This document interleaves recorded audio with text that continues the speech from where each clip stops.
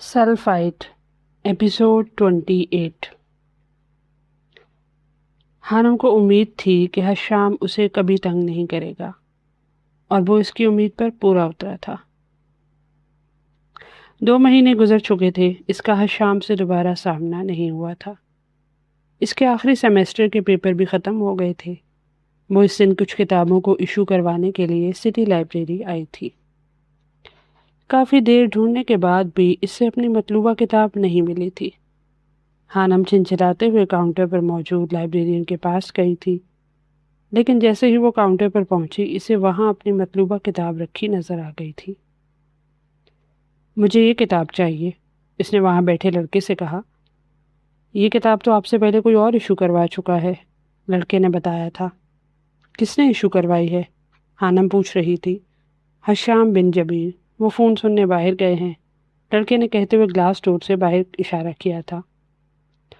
Okay, میں ان سے بات کر لیتی ہوں۔ ہانم باہر نکل آئی تھی، اسے حشام فون کان سے لگائے بات کرتے ہوئے نظر آ گیا تھا۔ مسٹر حشام جبیل، جو کتاب آپ ایشو کروا چکے ہیں وہ ہانم کو یعنی مجھے چاہیے۔ آپ کو کوئی مسئلہ تو نہیں؟ وہ اس کے پیچھے کھڑی اونچی آواز میں بول رہی تھی۔ حشام کرنٹ کھا کر پلٹا تھا۔ اس نے حیرت سے ہانم کو اور پھر گھبرا کر فون کو دیکھا تھا۔ میں وہ کتاب لے لوں؟ ہانم نے دوبارہ پوچھا تھا۔ حشام نے فوراً فون بند کیا تھا۔ اس کی اس حرکت کو ہانم نے محسوس کیا تھا۔ وہ آج اسے 2 ماہ بعد دیکھ رہا تھا۔ لہجہ وہی، حکمیہ تھا۔ آپ کچھ بھی مانگ لیں، حشام جبیل انکار نہیں کر سکتا، وہ چمکتی آنکھوں سے کہہ رہا تھا۔ اور کچھ نہیں چاہیے، صرف کتاب۔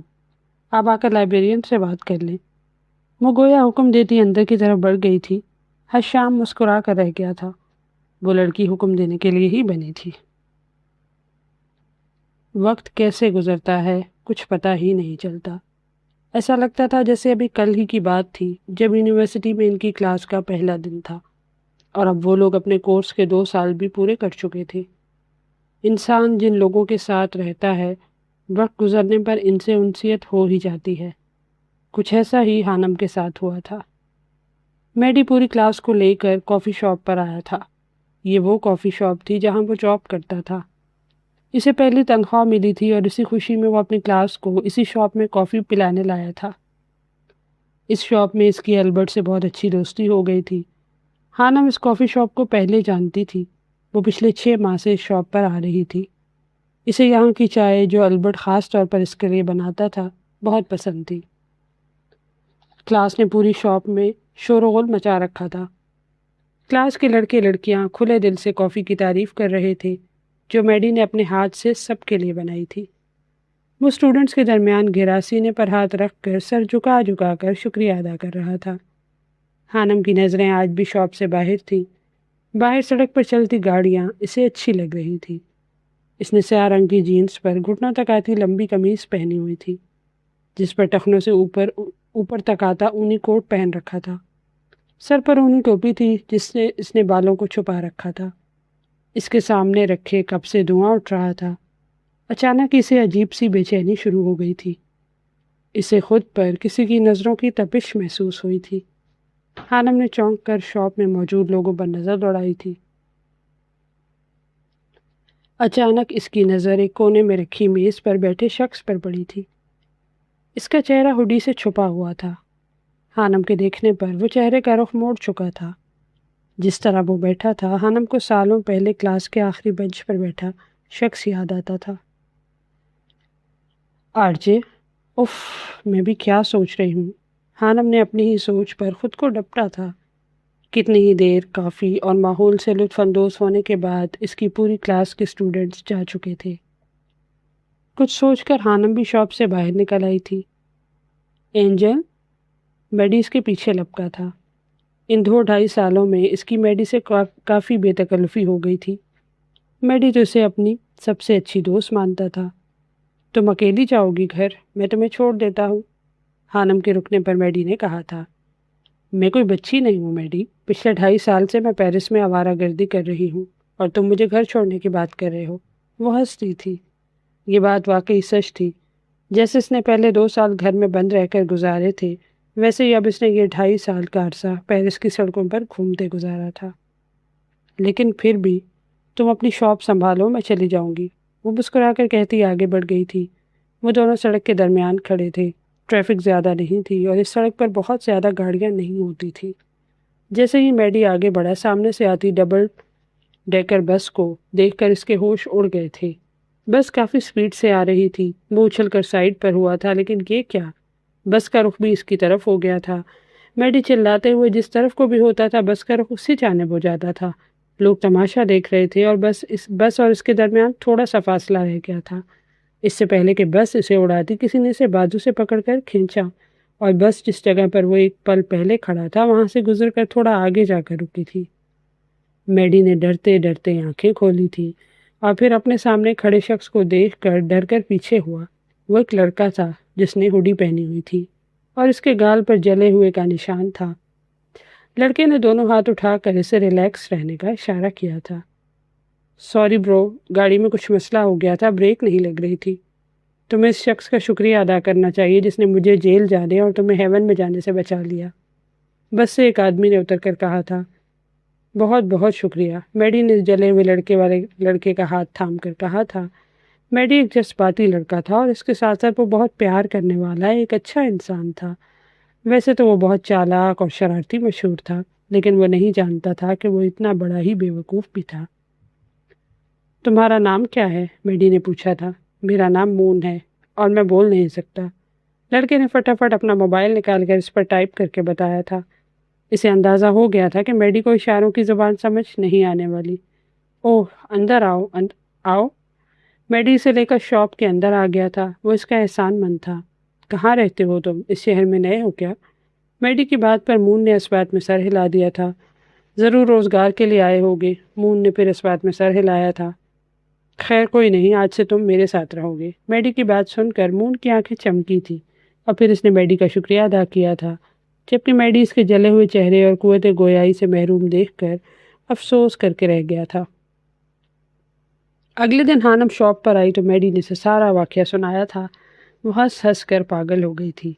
اینجل، تم ہنس رہی ہو؟ میں مر جاتا تو؟ میڈی نے خفگی سے کہا تھا۔ مجھے تو سوچ سوچ کر ہنسی آ رہی ہے، کیا سین ہوگا اس وقت؟ وہ پھر ہنستی تھی۔ اس سے پہلے میڈی کچھ کہتا، مون شاپ میں داخل ہوا۔ مون، میڈی نے اسے آواز لگائی تھی اور آواز سن کر وہ ان کی طرف بڑھا تھا۔ اس سے ملو، یہ اینجل ہے اور یہ واقعی اینجل ہے، میڈی نے تعارف کروایا تھا۔ مون چمکتی آنکھوں سے ہانم کو دیکھ رہا تھا۔ اسے مون کی آنکھوں میں عجیب سا تاثر نظر آیا تھا۔ ہیلو، ہانم بس اتنا ہی کہہ پائی تھی، جبکہ مون نے سر ہلا دیا تھا۔ اوکے، مجھے کچھ کام ہے، میں چلتی ہوں۔ ہانم اٹھ کھڑی ہوئی تھی۔ وہ دونوں اسے جاتے ہوئے دیکھ رہے تھے۔ تمہارا نام مون کیوں ہے؟ ہانم کے جانے کے بعد میڈی نے پوچھا تھا۔ کیونکہ میرے چہرے پر داغ ہے اور داغ تو مون پر ہی ہوتا ہے، مون نے ٹائپ کر کے اسے بتایا تھا، جبکہ میڈی نے اسمبلی سے گردن ہلا کر رہ گیا تھا۔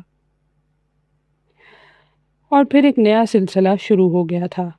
جب ہانم کافی شاپ میں آتی تبھی مون آ جاتا تھا اور اس کے جانے کے بعد چلا جاتا تھا۔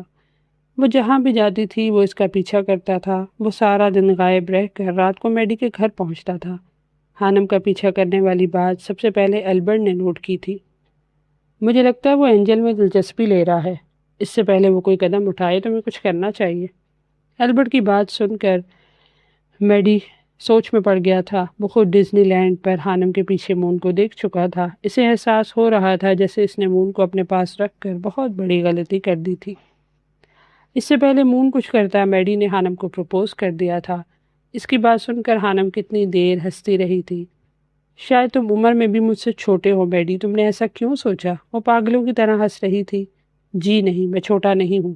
تم ہو میڈی، کیونکہ میں نے اپنے 2 سال ضائع کیے ہیں۔ کچھ بھی ہو، تم مجھے اچھی لگتی ہو اینجل، وہ منہ پھلائے کہہ رہا تھا۔ اور جو لوگ اچھے لگتے ہیں ان کی خوشی کا خیال رکھنا چاہیے، اور میری خوشی یہ ہے کہ آئندہ تم ایسی بات نہ کرو۔ سمجھ آئی نا؟ وہ بات کے آخر میں سنجیدہ ہو گئی تھی۔ میڈی دل محسوس کر رہ گیا تھا۔ اس رات وہ بہت دکھی تھا اور پھر گھر جاتے ہوئے اسے کسی نے بری طرح سے پیٹا تھا۔ کوئی کہہ رہا تھا کہ اس نے اینجل کو پروپوز کیوں کیا۔ میڈی تو بری طرح سے ڈر گیا تھا۔ جب وہ گھر پہنچا تو مون صوفے پر لیٹا ٹی وی دیکھ رہا تھا۔ اسے ایک پل کے لیے مون پر شک ہوا تھا، لیکن وہ تو بول ہی نہیں سکتا تھا۔ میڈی کا خون کھول کر رہ گیا تھا، لیکن وہ کچھ نہیں کر سکتا تھا۔ خانم نے بھی اپنے ارد گرد مون کی موجودگی کو محسوس کیا تھا۔ نہ جانے کیوں اسے مون کے چہرے سے خوف آتا تھا۔ وہ اسے اچھا نہیں لگتا اور سرد آنکھوں سے دیکھنا خانم کو اپنی ریڑھ کی ہڈی میں سنسناہٹ سی ہوتی محسوس ہوتی تھی۔ وہ کچھ کہہ بھی نہیں سکتی تھی۔ اس روز تو خانم کا ضبط جواب دے گیا تھا۔ بھاپ اڑاتے کافی کے کپ کو اس نے اٹھا کر جیسے ہی لبوں سے لگایا، اس کی نظر ایک کونے میں بیٹھے شخص پر پڑی تھی جو اسے ہی دیکھ رہا تھا۔ نظریں ملنے پر وہ گڑبڑا کر چہرے کا رخ موڑ گیا تھا۔ خانم کی تیوری چڑھی تھی۔ اس نے کپ کو میز پر پٹکا اور اپنی جگہ سے اٹھنے کے بعد قدم اس شخص کی طرف بڑھا دیے تھے جس کا آدھا چہرہ چھپا ہوا تھا۔ یہ شخص نہ جانے کیوں اس کا پیچھا کرتا تھا۔ خانم کو اس سے حد درجے کی کوفت ہوتی تھی۔ آج تو اس نے صاف صاف بات کرنے کا فیصلہ کیا تھا۔ خانم کو اپنی طرف آتا دیکھ وہ سنبھل کر بیٹھا تھا اور اس طرح ظاہر کرنے لگا جیسے وہ اسے جانتا ہی نہ ہو۔ Excuse me. پاس جانے پر خانم نے سخت سے لہجے میں سے پکارا۔ وہ چائے پینے میں ایسے مگن تھا جیسے سنا ہی نہ ہو۔ مسٹر مون، آپ گونگے ہونے کے ساتھ ساتھ بہرے بھی ہیں کیا؟ اس کی بات سن کر مون نے چونک کر اپنے سامنے کھڑی اینجل کو دیکھا تھا، جو اس وقت اینجل کم ڈائن زیادہ لگ رہی تھی۔ مون نے اس کے بہرا کہنے پر برا سا منہ بنایا تھا۔ یس، آنکھوں سے اشارہ کیا گیا تھا کہ بولیے۔ آپ میرا پیچھا کیوں کرتے ہیں؟ میں جہاں جاؤں آپ وہاں کیوں موجود ہوتے ہیں؟ وہ غصے سے پوچھ رہی تھی۔ نو، مون نے نفی میں سر ہلایا جیسے کہہ رہا ہو کہ میں نے ایسا کچھ نہیں کیا۔ اوہ، تو آپ جھوٹ بھی بولتے ہیں؟ اینجل نے دونوں ہاتھوں کو ذرا سا اوپر اٹھا کر خالص برٹش لہجے میں کہا تھا۔ نو، مون نے پھر سے نفی میں سر ہلایا تھا اور ہونٹوں پر آئی مسکراہٹ کو مشکل سے ضبط کیا تھا۔ لسن مسٹر مون، اگر آپ آئندہ مجھے اپنے آس پاس نظر آئے تو یہ گرم گرم چائے کا کپ منہ پر گرا کر جو آدھا چہرہ بچا ہوا ہے نا وہ بھی جلا دوں گی، یا پھر وہ جو سامنے گلدان نظر آ رہا ہے نا وہ اٹھا کر سر میں ماروں گی، سمجھ آئی؟ اس کی دھمکی سن کر مون کی آنکھیں حیرت سے پھٹی کی پھٹی رہ گئی تھی۔ وہ اتنی خطرناک کب سے ہو گئی تھی، مون کو حیرت ہوئی۔ سمجھ آ گئی نا؟ اس کے خاموش رہنے پر اینجل نے دوبارہ پوچھا۔ نو، وہ ایک بار پھر نفی میں سر ہلا چکا تھا، جبکہ اینجل غصے سے مٹھیاں بھیجتی وہاں سے چلی گئی تھی۔ اس کے لمبے اوور کوٹ کے پیچھے انگلی میں بروکن اینجل لکھا تھا۔ I am so lonely broken angel, one and only broken angel۔ جینی کے ساتھ گائے گئے گانے کے الفاظ اس کے ذہن میں گونج گئے تھے اور پھر اس کی دھمکی کو یاد کر کے وہ کھل کر مسکرا دیا تھا۔ وہ آخری دن شاید خانم کی دھمکی کام کر گئی تھی۔ اس دن کے بعد اسے مون کہیں بھی نظر نہیں آیا تھا۔ وہ لاؤنج میں صوفے پر ایلا کی طرز پر ٹانگ جمائے بیٹھی نوڈلز کھانے میں مگن تھی۔ جماہی کی آواز نے اسے چونکنے پر مجبور کیا تھا۔ یہ آپ کیا کہہ رہے ہیں بابا؟ میں انسان ہوں، کوئی چیز نہیں جسے آپ اپنے بزنس کی نظر کر دیں گے۔ وہ لاؤنج میں ٹہلتے ہوئے غصے سے کہہ رہی تھی۔ میں یہ شادی ہرگز نہیں کر سکتی۔ میں اپنی پسند سے شادی کرنا چاہتی ہوں، یہ آپ اچھے سے جانتے ہیں۔ یہ ماہی کس لہجے میں بات کر رہی ہے؟ اس نے تو ایسے وہ بھی انکل سے کبھی بات نہیں کی۔ خانم کو حیرت ہو رہی تھی۔ آپ کا بزنس ڈوبتا ہے تو ڈوبے، میں کسی ایسے انسان سے شادی نہیں کر سکتی جسے میں جانتی تک نہیں۔ وہ اونچی اونچی آواز میں بول رہی تھی۔ لوسی ماں، حلیمہ بی اور خانم تینوں حیرت سے اسے تک رہی تھی۔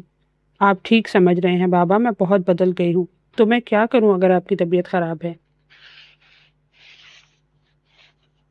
میں قربانی نہیں دے سکتی۔ ماہی کی یک طرفہ بات سن کر خانم کی تو گویا اچھو ہی لگ گیا تھا۔ اسے یقین نہیں ہو رہا تھا کہ وہ ماہی ہی تھی جو اس طرح سے بول رہی تھی۔ اگر آپ کو یاد ہو تو آپ کی 2 بیٹیاں اور بھی ہیں۔ پھر آپ کو قربانی کے لیے میں ہی کیوں نظر آئی ہوں؟ آپ اپنی دوسری بیٹیوں سے قربانی مانگ لیں، مجھے امید ہے وہ انکار نہیں کریں گی۔ ماہی ایک ایک لفظ چبا کر کہتی خانم پر ایک سرد سی نظر ڈال کر اندر جا چکی تھی، جبکہ خانم کو تو جیسے سکتہ ہو گیا تھا۔ یہ کیا ہو گیا ہے ماہی کو؟ وہ سوچ رہی تھی اس سے پہلے کہ وہ کسی نتیجے پر پہنچتی۔ اس کے سامنے میز پر رکھا فون بجا تھا۔ خانم ایک دم چونکی تھی۔ آسیہ بیگم کی کال تھی۔ خانم نے فون اٹھانے کے بعد سلام کیا تھا۔ میں تم سے کچھ مانگنے جا رہی ہوں ہانی، مجھے امید ہے کہ تم انکار نہیں کرو گی۔ آسیہ بیگم کی آواز میں پریشانی چھلک رہی تھی۔ خانم کا دل زور زور سے دھڑک رہا تھا، اسے کسی انہونی کا احساس ہو رہا تھا۔ بیٹا، ہمدان کے احسانات کا بدلہ چکانے کا وقت آ گیا ہے، تمہیں قربانی دینی ہوگی، کیا تم اس کے لیے تیار ہو؟ آسیہ بیگم پوچھ رہی تھی۔ امی صاف صاف بات کریں، میرا دل گھبرا رہا ہے۔ کس قربانی کی بات کر رہی ہیں آپ؟ خانم کو اپنے اندر ہول اٹھتے محسوس ہو رہے تھے، جانے آسیہ بیگم اس سے کیا مانگنے والی تھی۔ ہمدان کے بزنس میں کوئی مسئلہ ہو گیا ہے، پوری بات تو میں بھی نہیں جانتی، لیکن اگر ہم ان لوگوں سے رشتہ بنا لیں تو تعلقات مزید استوار ہوں گے اور ہمدان کے سالوں کی محنت ڈوبنے سے بچ جائے گی۔ آسیہ بیگم نے اپنے علم کے مطابق خانم کو سب بتا دیا تھا۔ لیکن امی، کون لوگ ہیں یہ؟ وہ حیرانی سے پوچھ رہی تھی۔ یہ تو میں بھی نہیں جانتی، لیکن لڑکا اچھا ہے، ماہی نے تو انکار کر دیا ہے، وہ کسی صورت بھی یہ شادی نہیں کرے گی۔ اب ہماری امید تم ہو۔ آسیہ بیگم کی باتوں نے خانم کے سر میں درد کر دیا تھا۔ شام تک اچھے سے سوچ لو پھر بتانا، لیکن مجھے امید ہے کہ تمہارا جواب ہاں میں ہوگا۔ وہ اپنی سنا کر فون بند کر چکی تھی، جبکہ وہ حیران سی بیٹھی رہ گئی تھی۔ قربانی بہت بڑی مانگی تھی اس کی ماں نے، نہ قربانی دینے کی ہمت تھی اور نہ انکار کرنے کا حوصلہ۔